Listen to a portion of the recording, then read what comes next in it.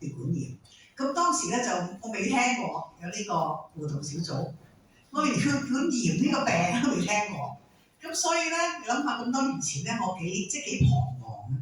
咁啊，當我即係右邊、右手、右腳都唔得嗰陣時咧，我係都唔知同邊個講啊！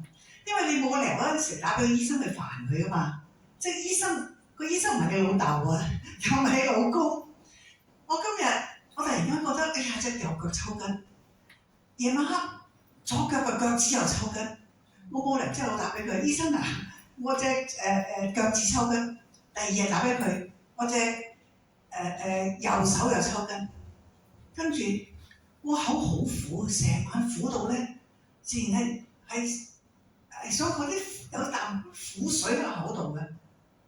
我點同邊個講咧？冇人講啊！你講俾屋企啲人聽咧，我講俾我女聽咧，佢完全唔知係乜。同埋咧，你同佢表情你知道咧，佢係愛莫能助，佢都唔知點幫你。咁我相信在座可能好多人咧都有咁樣嘅經驗。咁你如果嗰次我知道有呢個互動小組就好啦，我會打俾 Clara， 哇喂救命啊！有冇啲咁嘅經驗啊？你幫下手，你個口苦唔苦啊？你個鼻塞唔塞啊？你冇無端端瞓到瞓下抽筋啊？即係好多啲小問題。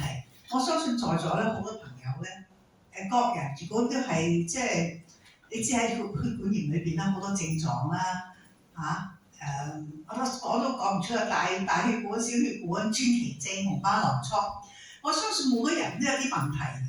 咁但係咧，就大家因為都經過嗰個經驗啊，每個人都起碼有啲得着嘅，即係起碼而家我知道咧，如果你有嘢問我首先同你講，你一定要保暖，唔好理你做乜，你首先要身體暖先。即係我識同人講啦，因為我試過啦嘛。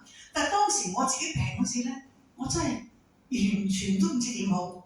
我連呢個病都未聽過，我上網查極都唔啱嘅，即係太多細問題咧，我係好辛苦，我係好自己要一個人去捱咧，經過呢個咁嘅過程。咁所以我覺得我好開心，即係而家終於香港有個互動小組啦，起碼你知道有啲咩事有咁多人就陪你一齊可以 share 可以分享嘅，起碼呢個人講下啦，就算佢幫你唔到，我相信咧。講咗出嚟咧，都有種支持嘅力量，所以分享係好緊要。咁我諗最重要喺呢個小組裏邊咧，大家就係要相信同埋去實行嗰個分享嘅力量。因為咧，你藉住分享咧，你可以幫到人，又可以幫到自己。最重要就係出邊可能仲有千萬嘅血管炎嘅病患者，我哋唔識佢。但係如果呢個互助小組係可以每一日都可以執行佢嘅工作。我哋出去嗌講俾人聽，你唔好驚啊！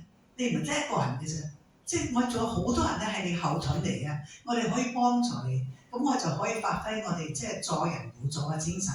呢樣咧係我最希望小組可以達到目的咯，亦都係我嘅新春願望。多謝。